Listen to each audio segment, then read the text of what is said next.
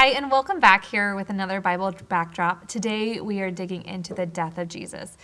Make sure and give a view to our last video when we actually talked about the crucifixion and what happened. But today we're going to go on those last hours of Jesus' life and talk about the words that he spoke and what really happened when he died on the cross.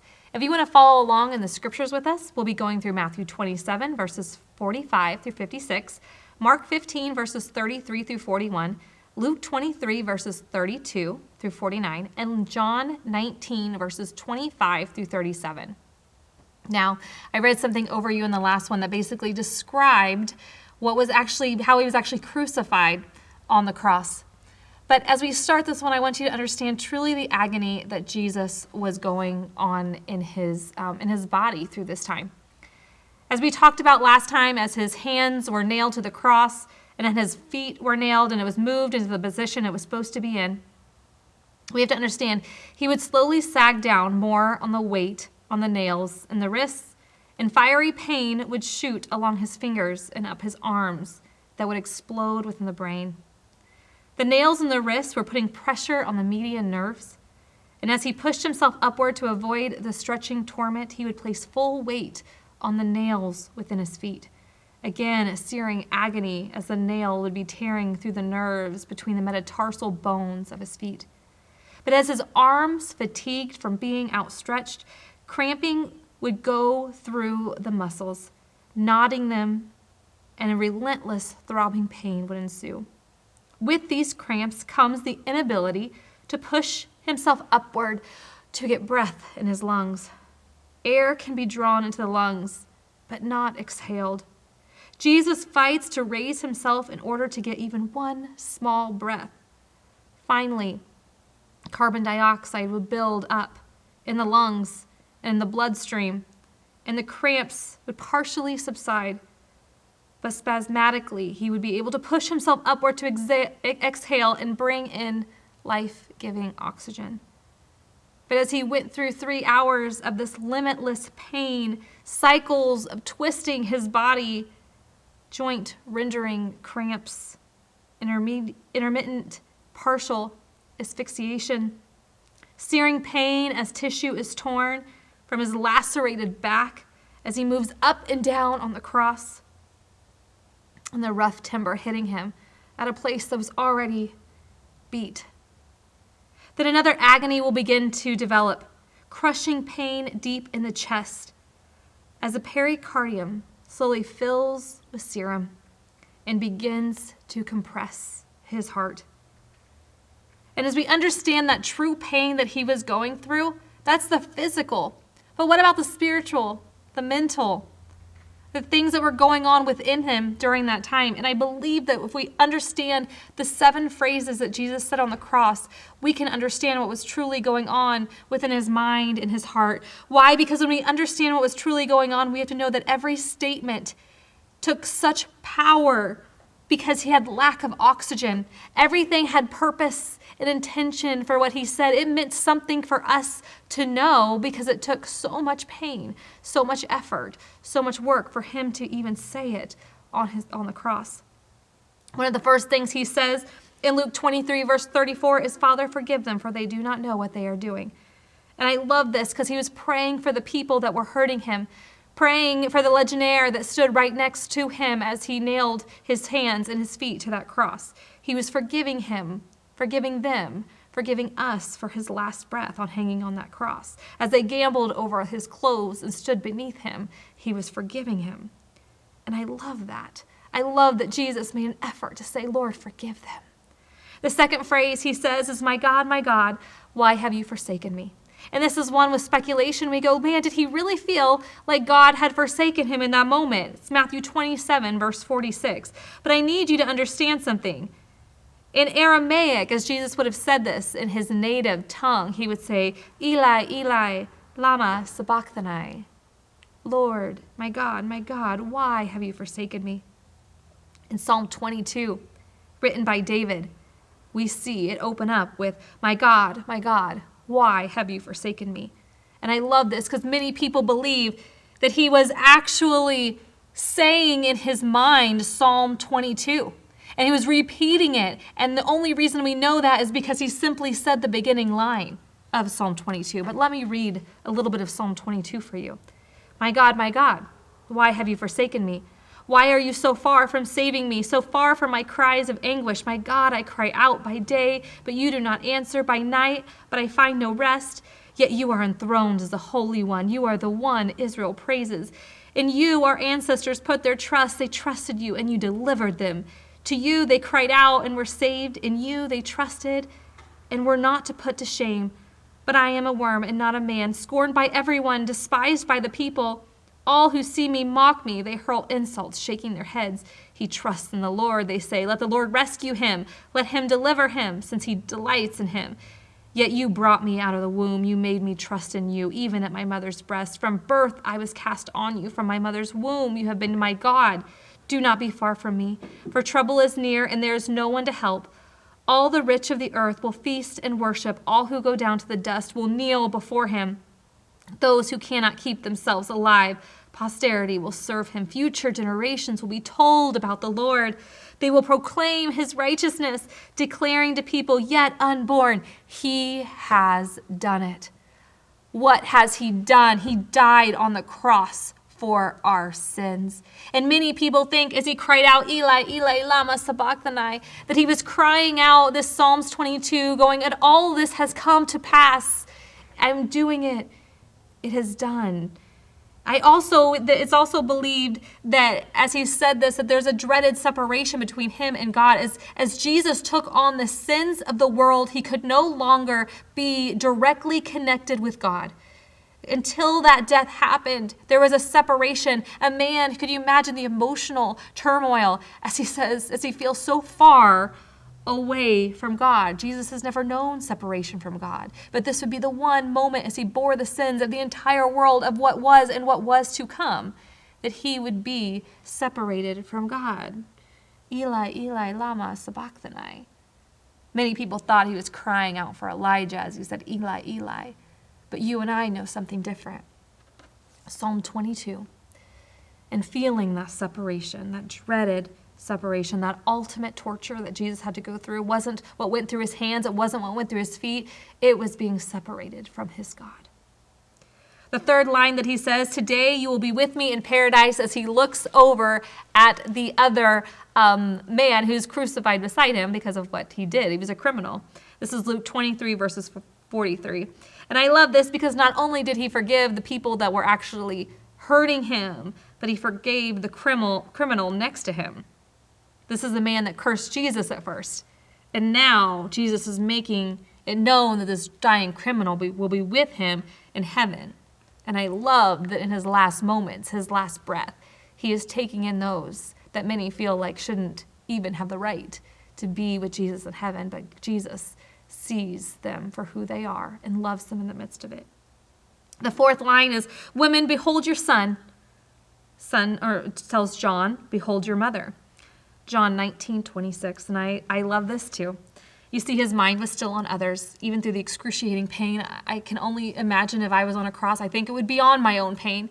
But to think that he stood there and he watched Mary, his mother, and he watched John, his treasured disciple, and he makes sure that John takes care of his mother, that his earthly duties as the firstborn son of Mary and Joseph, having already passed away, is still fulfilled in Mary being taken care of.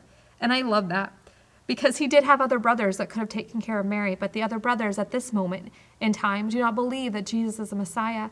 And so he is setting up a family at the cross. And you know what? It's where we also find family, is at the cross.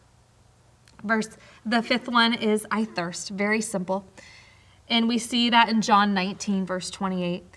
And although this is such a simple one as I thirst, it allows us to understand many people believe, well, Jesus didn't actually go through the pain. He didn't go through the physical pain. Like, God took that away from him. But when we see this, we actually see Jesus having a physical need while on the cross. He suffered like a human being. God did not take away the pain away from him. There was no easing up on Jesus because he was a son of God. No, he not only went through the physical torment, but he went through the emotional torment of bearing our sins. But I love this because Psalm 69, verse 32, again, already written hundreds of years before Jesus, says, they put gall in my food and gave me vinegar for my thirst. It's exactly what they did. They gave Jesus vinegar for his thirst. Now, this is different than when he was walking up the hill and they tried to give him the myrrh mixed with vinegar, and myrrh was a drug, but vinegar is simply just a wine. And we have to understand wine was so low on its alcohol content during this time when Jesus was here that it actually was pretty much almost, it had very small, it was just like drinking water. In fact, it had such a low alcohol content that they would drink it in lieu of water. And so this vinegar is simply a purified water, but it would be like a wine. Wine vinegar was considered almost like a drinking water, and probably given from the soldier's own stash that they had beside him. And here we see I thirst by Jesus being human, even in his last moments. The sixth line that Jesus says on the cross is simply, it is finished. John 19, verse 30. And I love this because this is a cry of victory. Jesus spent his life on earth being tormented by people, tormented by the devil himself. And here we see this cry of victory. He has fulfilled prophecy. It is happening. There's a victory over the devil. And that his suffering was about ready to come to an end. It's done. It is finished. And the seventh line that we see Jesus say before he breathes his last breath is this: Father, into your hands I commend my spirit. Luke 23, verse 46, the final statement. And there's something very powerful here that we can't miss. Father, into your hands I commend my spirit. In other words, we have to understand that this was still his choosing. I am choosing to do this. You didn't take my life away from me. I gave my life. In this line, we see a willing victim. And I love this. And it's in that moment that Jesus breathes his last breath. But things happen in this moment. It actually says from noon until 3, the 3 hours that Jesus hung on that cross, that darkness fell. And I want you to understand how crazy this is. Because a solar eclipse, the longest on record that we have of a solar eclipse is 7.5 minutes. So we have to understand for 3 hours, and it's just not the Bible that talks about these ancient records of darkness falling for 3 hours. No, other historical books talk about this darkness that fell for 3 hours. But darkness in the Old Testament was also a sign of judgment. And here, Christ, during those 3 hours, as he bore our sin, he sat in the judgment seat for you and I. Another thing that happened the moment Jesus died on that cross and breathed his last breath is earthquakes and rocks splitting apart. Now, earthquakes are common. Jerusalem, we will find, is on a fault line. But the timing was so important for this earthquake. Do you guys remember when Moses went up on the hillside and he came down? It was Exodus 19:18, and he came down with a new covenant. And what happened? The whole mountain shook. An earthquake happened. Here we are ushering a whole new covenant. Jesus now has come to bear our sins. The old covenant is gone. The new covenant has come. And here we see the earth shaking. The next thing that happens is the veil torn. And we don't want to overlook this one because this one's big for you and I. You see, the veil in the temple would separate the Holy of Holies from everywhere else. In that Holy of Holies, only the chief priest could go in there one time per year to partake in what was called the Shekinah. The Shekinah is the glory of God. And the priest would have to make sure all of his sins were atoned for. And then he would go into the Holy of Holies, and he would wear even bells around the bottom of his tunic. Because if for some reason he was found sinful in the sight of God, that God would strike him dead right then, and they would have a rope tied around his ankle, and they would pull him out. So if the bells stopped, and they yelled for him, and they realized that God had struck him dead because nobody could stand in the Shekinah, the glory of God, and have sin in their lives. It was a separation between man and God was our sin. But when Christ died, the veil of the temple was torn from top to bottom. You guys, this is a 30-foot veil made of 3 different types of colors. It is a thick, thick fabric. It would not tear easily or by accident. that God tore the veil. The Shekinah, the glory of God was now available for anybody to walk in. And part of me just sits back and says, like, I just wonder what the chief priest did at that moment, knowing like if you went in there, you would die, and it was only 1 day per year, and it was like that you could even go in there. And yet they like had to look at this and go, it's torn. Like, you just kind of wonder what they went through in their mind in that moment. But that is it. It's an open house.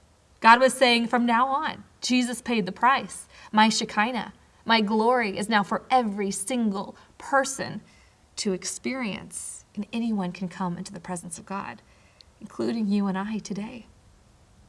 The fourth thing that happened in this moment is tombs opened and godly men and women were raised from the dead. Now, I just think this is crazy, but it actually tells us in Matthew that the earthquakes opened up the tombs. And so here you have godly men and women who believed in Jesus, followers of Jesus, who had died during this time, and their tombs are opened up. Now, actually, the scriptures tell us that these men and women didn't rise from the dead and start walking through Jerusalem until Jesus himself was risen from the dead. But we see these tombs completely opened up. Men and women, followers of Jesus. And we are going to know that on the day that Jesus was resurrected, that these men and women are going to get up from their graves and go walking around Jerusalem. Crazy, right? Here, the next day was Passover. Jesus breathes his last breath, but they aren't quite sure if he's dead. And there was this rule that as the next day being Passover, you couldn't leave a body up on the cross. That was very much against Jewish custom to have dead bodies stay up over Passover. And so the Roman soldiers were getting ready to go break the legs of the other two criminals, so that way they would die quickly, because if they couldn't lift up on their feet to get that breath in their lungs, then they would immediately die from lack of breath. And here they come to Jesus, and they notice that he was already dead. The Old Testament prophecy says in Exodus 12, verse 46, and Numbers 9, verse 12, says, not even one bone will be broken in Jesus' body. And we see that come to fruition as they come to Jesus, and they don't even break his knees because they see that he is already dead. But John, as an eyewitness, sees the Roman soldiers strike the side of Jesus' body to make sure he is dead. They pierce the side. What does that mean when blood and water flowed out of that? Well, medical experts tell us that the outpouring of blood and water indicates that Jesus literally died of a ruptured heart, a broken heart. The prolonged rapid heartbeat would result from hypovolemic shock. I'm not a doctor, so I probably butchered that, but it can cause fluid to gather around the heart, called pericardial effusion. A spear thrust under the ribs would release these fluids that would gather both around the heart and the lungs, proving that Jesus was fully dead. It's interesting because at this moment, a centurion would be one that would be in charge of 100 men himself. They were guys that were warriors. And he yells in Matthew 27, verses 54, as the darkness falls, as the earthquake happens, doesn't even probably know the veil is torn or that tombs were opened up, but he simply sees Jesus dying or dead right there. And he says, this man was truly the Son of God. It was in the moment of darkness that this man, a warrior of a man, admitted that he saw the light. And the thing is the world looks really dark right now. Jesus is fully dead. The world is dark. Earthquakes are happening. And I have to tell you, sometimes we sit in this moment, but it's just only days away that something big is going to happen. But it's not before Jesus isn't taken off that cross and given a beautiful burial. But that one's for next time as we go over the burial of Jesus. We really hope you're learning something as we go through this death, and take some time to sit here and understand that although you may feel like you're in the darkness of this moment, that joy is coming very, very soon.